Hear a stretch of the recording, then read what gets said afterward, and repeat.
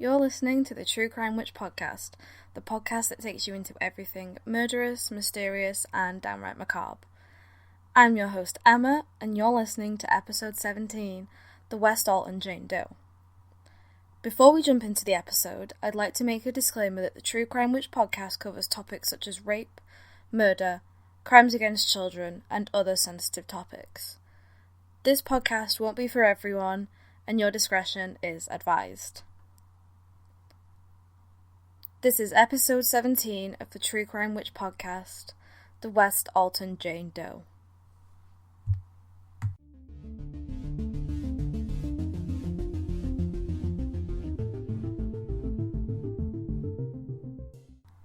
February 1st, 1968 started out like any other for two fishermen at Alton Lake, St. Charles County, Missouri. That was until the pair spotted a black suitcase that was floating about 12 feet from the bank, which is located near the south end of the Lewis and Clarke Bridge, just off US Highway 67. They probably thought that they might find some hidden gems or merely some rubbish that someone had wanted to dispose of. What they found was not a hidden gem, nor was it rubbish.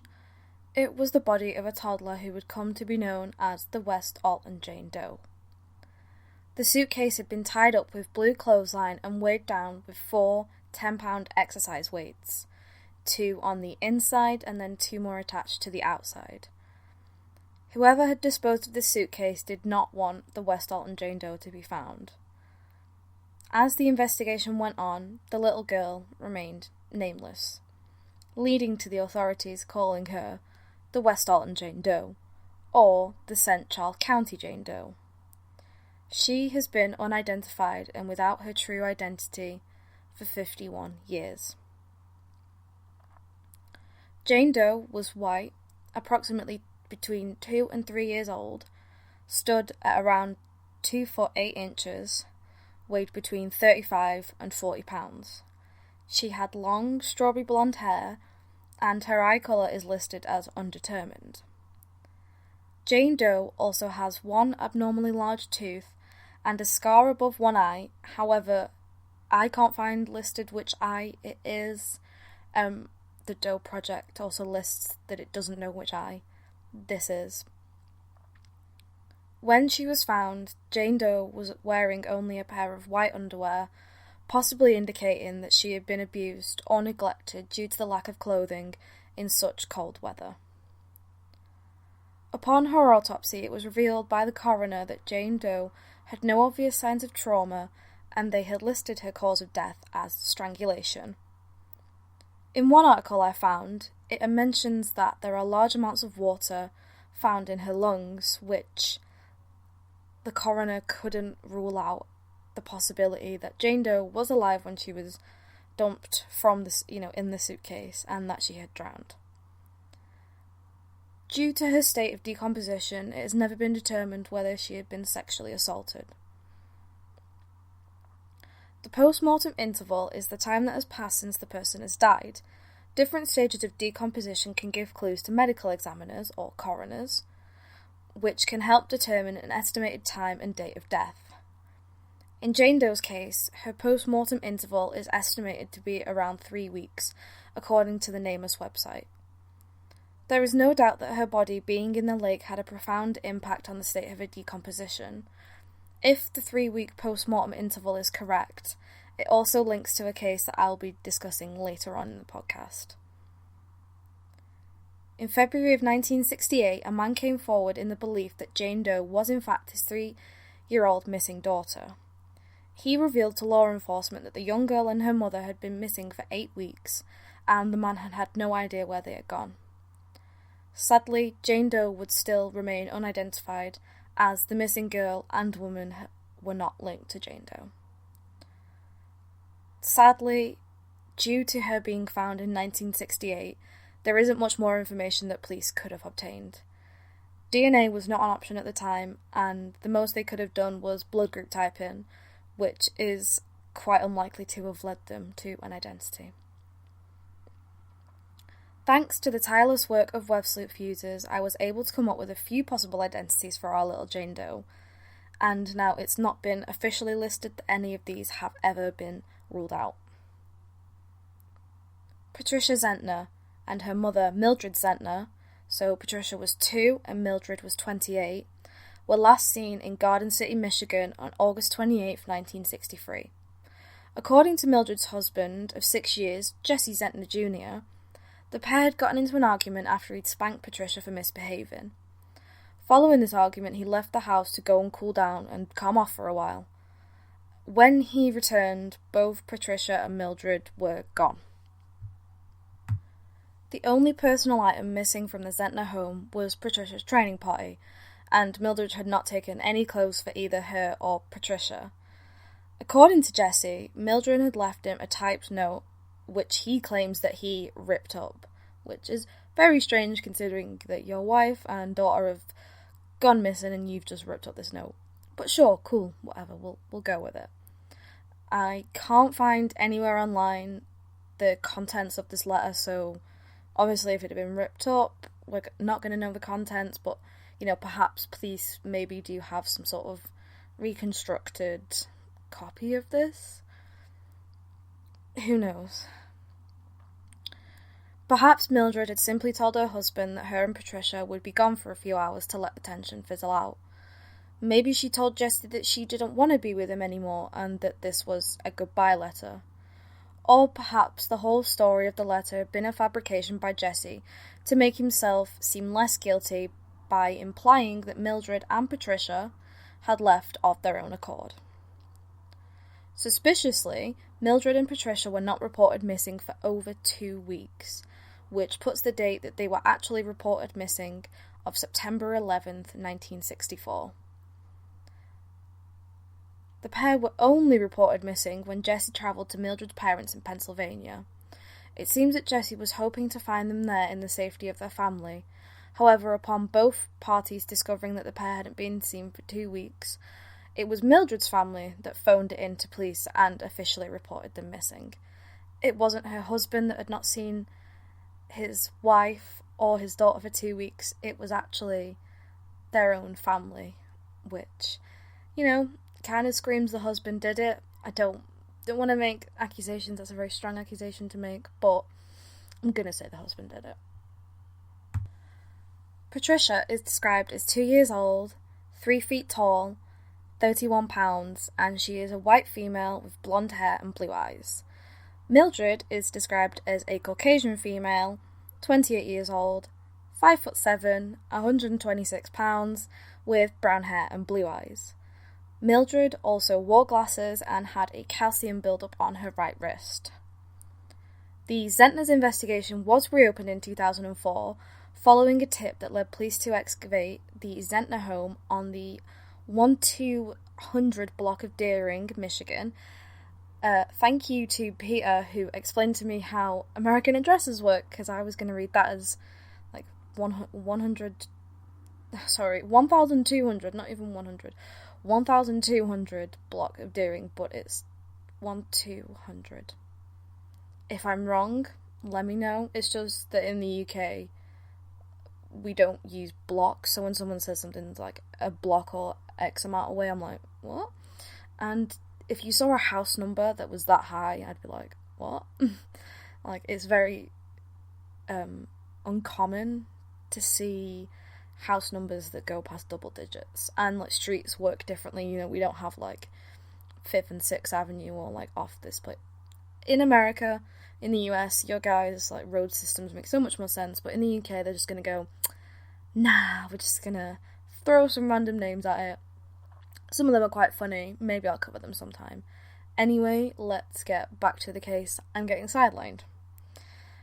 Jesse Zentner Jr. had since moved away from the former family home, and there was no evidence found on the property that would help investigators come one step closer to closure. Now, I recently wrote to the West Alton Police Department's Chief of Police with some information that I have found on web sleuths and by just doing a bit of digging on Google. What I found was that there was also another Jane Doe who was found in May of 1968, just 30 miles downriver from where West Alton Jane Doe was found. She was found floating in the Mississippi River just 4 miles south of the Jefferson Barracks Bridge, by a riverboat pilot who towed her to the Barber Metal Boat Works at 7598 Nelly Drive. Jane Doe was aged between 25 and 45, white, 5'8", and weighed 140 pounds. She had dark hair that was possibly dyed, and her natural hair colour was a light brown. Due to the state of her body, her eye colour is unknown. Jane Doe is said to have been, quote, well-developed, unquote, well-nourished, and x-rays showed that a medical object, possibly a hearing aid, was in her left ear. Interestingly, Jane Doe also had a fish-mouth cervix, which, according to some medical information that I've sort of dug up, can be an indication that a woman has given birth. It just seems too much of a coincidence that a woman who may have possibly given birth and a small child could be found in the same area, in the same year, and they are both Jane Does. Their cases are also similar in the fact that Jane Doe and the West Alton Jane Doe were weighed down. The older Jane Doe had a chain around her waist which was attached to something large and heavy to weigh her down. West Alton Jane Doe, as we know, was found in a suitcase that had been weighed down with 4 10-pound weights. I also personally have a theory that both of these Jane Does could possibly be Patricia and Mildred Zentner. West Alton Jane Doe was described as white, approximately 2 to 3 years old, 2'8", and between 35 and 40 pounds. She had strawberry blonde long hair, but her eye colour is listed as undetermined, while Patricia Zentner is described as 2 years old, 3 foot, and 31 pounds. West Alton Jane Doe showed possible signs of neglect, as she was only dressed in white underwear, which is beyond inappropriate for a small child in the February cold. It's possible that if this is Patricia, that the 2 years that passed were not easy for her and meant that she may have appeared younger than 4 years old, either through neglect or abuse. The older Jane Doe was described as aged between 25 and 45, white, 5'8", 140 pounds, and had dark hair that was possibly dyed. As we mentioned, due to the state of decomposition, her eye colour is unknown. Mildred Zentner was 28 years old. She was white, 5'7", and 126 pounds. We also know that she wore glasses, but the circumstances of Jane Doe's death could have meant that these glasses could have been disposed of, as they would be a pretty identifying feature on a Jane Doe. There are a few differences and a few faults and errors to my theory, however.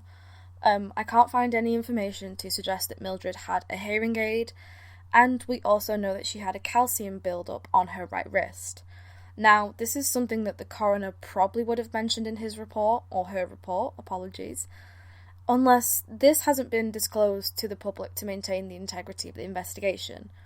But I feel like something as specific as a calcium build-up on her right wrist, that would, be in a coroner's report or be in a news report, for the family to go, oh, well, I know that Mildred had this. I've never heard of a calcium build-up in a person before, so I guess, for someone looking for a missing person, or even if you just knew someone out and about, you'd be like, oh yeah, okay, I knew that this person had this. But then again, like I said, could be to maintain the integrity of the investigation, which we know happens a lot. Patricia and Mildred Zentner went missing on August 28, 1964, from Garden City, Michigan, and there have been little to no updates in their case. If these Jane Does are the missing mother and daughter, then how did they end up in Missouri from Michigan? Were they the victim of kidnapping, or perhaps trafficking? We can only hope that with the rapidly developing genealogical and forensic technology, we also find answers. Here is a little readout of the email that I sent to the St. Charles County / West Alton Police Department. So I sent it to the chief and I just said, "Good evening, Colonel Todd. I hope this email finds you well all the way across from the pond in the UK. I'm the host of a true crime podcast called the True Crime Witch Podcast, and for a future episode I've been doing some research into the West Alton Jane Doe. I'm emailing to ask whether it has been tested if there is a familial connection between West Alton Jane Doe and the Jane Doe who was found on May 15, 1968. I believe her case reference may be 68-47192. Upon researching the older Jane Doe, I noticed that she had a fish-mouth cervix, which, please correct me if I'm wrong, is present in females who have given birth naturally. I'm also emailing to figure out whether either of these cases have been linked to Patricia and Mildred Zentner, who went missing from Garden City, Michigan on August 28, 1964. The physical descriptions of both Patricia and Mildred are similar to those of our Jane Does, as well as the ages and the fact that the older Jane Doe had a fish-mouth cervix, indicating that she possibly could have given birth. I've been sitting on this suggestion for a few days, and I was worried that I may just be grasping at details that don't add up, but in the end I had a gut feeling to call this one in. I've listed all of the cases I've mentioned down below in case those case numbers aren't correct, or if you need any additional information, and the bottom of the email was just a couple of links. So it's a Doe Network link, a NamUs, another Doe Network, and a Charlie Project link. So I will put all of those in like the little episode details there in case you want to go do your own research, read some more. I look forward to hearing from you. Take care. Kind regards, Emma. Elizabeth Ann Gill has been missing since June 13th, 1965, from Girardeau, apologies I've butchered that, Missouri. She is described as white, 2'6", 22 pounds, and 2 years old at the time of her disappearance. The major difference is that Elizabeth has brown hair and blue eyes, whereas our West Alton Jane Doe has blonde hair and brown or hazel eyes. Elizabeth has a chickenpox scar on her arm roughly the size of a quarter. Elizabeth Ann Gill was last seen in the front garden of her home on the 300th block of South Lorimer Street in Cape Girardeau, Missouri. The last confirmed sighting of Elizabeth was at 4 p.m. on June 13, 1965. If you have any information in regards to any of these cases, whether that be the two Jane Doe cases, the Patricia and Mildred Zentner case, or the case of Elizabeth Ann Gill, please call it into your local authorities, or you can go online and make an anonymous tip. Sadly, in the case of the West Alton Jane Doe, like many Jane Doe cases, the theories heavily outweigh the facts, and I'm going to go through some of the theories with you now. A Reddit user by the name of True Crime and Coffee posed the following theories/questions. So, number 1. After 50 years, how has this small child gone missing with no reports of children missing from daycares, families, or foster homes? Number 2. Due to there being no signs of outward trauma, is it possible that she was murdered by someone who cared for her and didn't want to make her suffer? Perhaps a young teen parent or an addict that accidentally killed the child. 3. Was the way her body was discarded a clue to who killed her? Put inside a suitcase, tied closed, and weighed down with 40 pounds in order to conceal her from being found. If it was a serial killer or someone who had cared for her, I believe that her body would have been placed in an area that could be revisited, and perhaps if it was someone who cared for her, maybe her body would have been treated with a little bit more respect. Not too sure about that one. One of, if not the most prevailing theory that I've seen on Reddit, web sleuths, every, discussion board, articles, and then from doing my own research, is that our little Jane Doe came from an abusive family or a family who simply did not want her around. And that breaks my heart. It explains the callousness in which she was disposed of, and also the fact that no one reported her missing.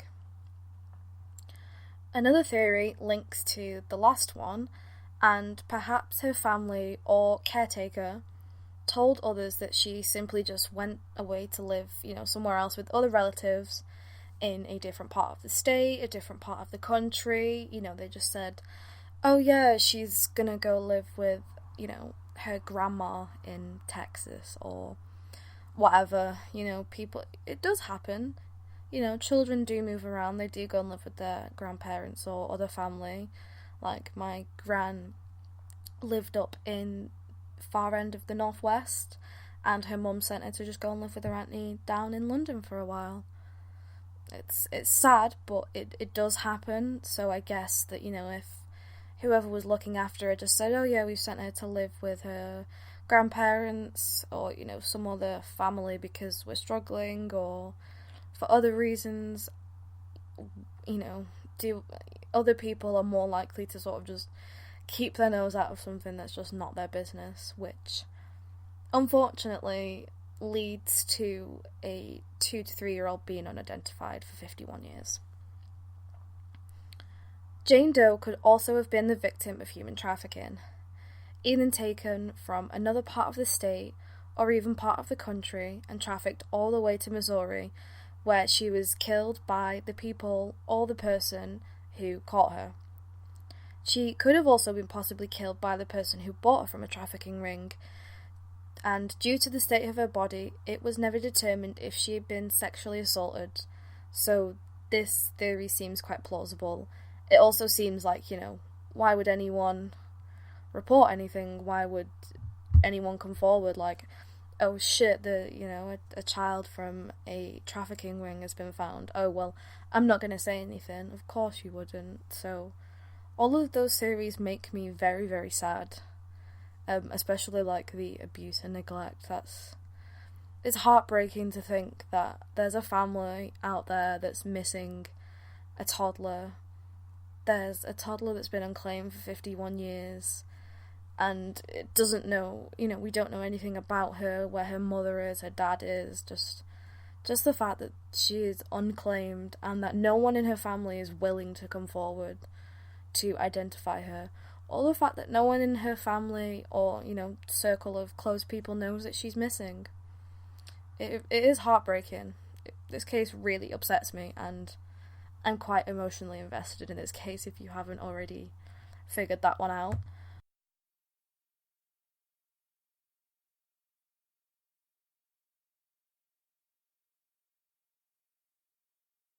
Investigators in St. Charles have exhumed the remains of a young girl found dead nearly 5 decades ago. The St. Charles County Police have decided recently to reopen the case.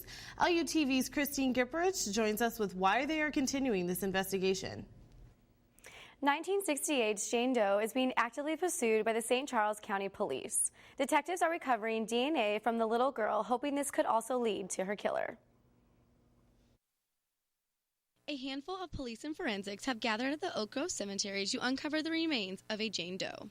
A little girl, believed to be 2.5 years old, was found by 2 fishermen in West Alton near the Clarke Bridge 47 years ago. While her identity remains unknown, Stephanie Fisk took the lead 13 years ago when she joined the St. Charles County Detective Bureau. The first thing I did was go to my sergeant and say, is that still an active case? Is it still an open investigation? And he told me that it was, and I said, can I have it? And he said, you can, and that's how we got here today. St. Charles County Police renewed the request to identify a girl found 47 years ago. She was exhumed Thursday with the intentions of finding out who this Jane Doe was. After exhuming the young girl, forensics have come a long way since 1968. They begin to discover what the girl could have looked like through the DNA. They didn't have anything forensic back in 1968, so we'll be able to do that now, and we'll also be able to do a better recreation of what she looked like by taking a 3D image of her skull. Although her identity remains unknown, experts hope this will lead to a positive identification and develop new leads. Public Affairs Officer for the St. Charles County Police Department says they can only do so much.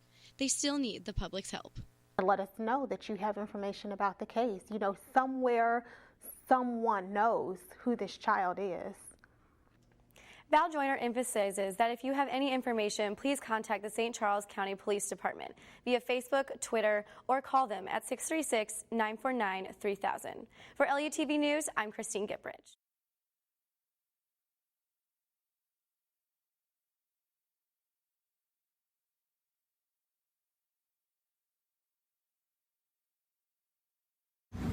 My name is Stephanie Fisk. I'm a detective with St. Charles County Police Department. Today we're going to do an exhumation of a young child that was found murdered February 1st, 1968. We're going to be completing a forensic autopsy, and that will include an extraction of her DNA. We are hoping to get a more accurate age of her at the time of her death, and hopefully get a better recreation of what she might have looked like back in 1968 through a facial recreation. The biggest thing that I would love for the media to help with is just an identification for her, because she is an unidentified child. That if anyone were to recognize her photograph, you can contact the St. Charles County Police Department. You can also contact the National Center for Missing and Exploited Children. We do have a composite of what she might have looked like back in that time frame, or if you know anything about this case, to please call.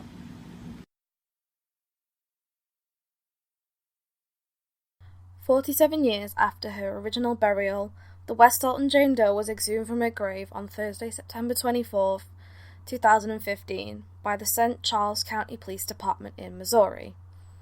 An article on Fox News detailed that the officers of the County Police Department were exhuming her body in the hopes of retrieving DNA that could possibly lead to her identification. Detective Stephanie Fisk, who also has children herself, said, quote, "I think for most police officers, there's that case that just kind of sticks with them or stays with them, and this is the case for me. The fact that she is unidentified, not just that she was murdered and her murderer is still out there and was never tried for this, is one thing. The fact that she is here," so she's referring to the Oak Grove Cemetery, "and no one even knows that she existed, aside myself and the other officers that worked this case at the time, I have a huge problem with that." End quote. Fisk first came across the case 13 years ago when she was working in the St. Charles County Police Department's records room. As her career has grown with her becoming made a detective, so has her passion for this case. When she was promoted to detective, she asked permission to examine the case in more detail, and has been heavily involved ever since. Much like Fisk, I am also emotionally invested in this case. I've been following it for around a year now, ever since I stumbled across it when I was researching another Jane Doe case in Missouri, which is quite a popular Jane Doe case, and then I came across this story. This is definitely one of the cases that I want to be solved in 2020, or at least have a breakthrough in terms of getting answers to who Jane Doe is and who her killer is. According to the news article written by Roche Madden for Fox 2 Now, St. Louis, it alludes to the fact that the police know details of Jane Doe's death, however they are unwilling to release this to the public, most likely to retain the integrity of the case. Following her exhumation in 2015, the West Alton Jane Doe was finally laid to rest at a funeral service held by the St. Charles County Police Department on November 4th, 2016, at the Oak Park Cemetery, 2700 West Clay Street in St. Charles. Before her exhumation, poor baby Doe had laid in an unmarked grave in the baby section of Oak Grove Cemetery in St. Charles, Missouri. Thanks to the kindness of the detectives working on the case and of the St. Charles residents who were heartbroken by the tragedy, the West Alton Jane Doe now lies with a headstone reading, "Blessed Child of St. Charles County Police Department, February 1st, 1968. That was episode 17, the West Alton Jane Doe. If you have any information about any of the cases I've mentioned today, please call them in to your local police department, to the Garden City, Michigan Police Department, to the police departments in Missouri, etc. If you look at the show notes, there will be links to all of the cases with the case numbers, and they'll have, the right relevant people that you need to contact. You can always make an anonymous tip as well if you're unwilling or a bit scared. It's fine, you don't need to be worried.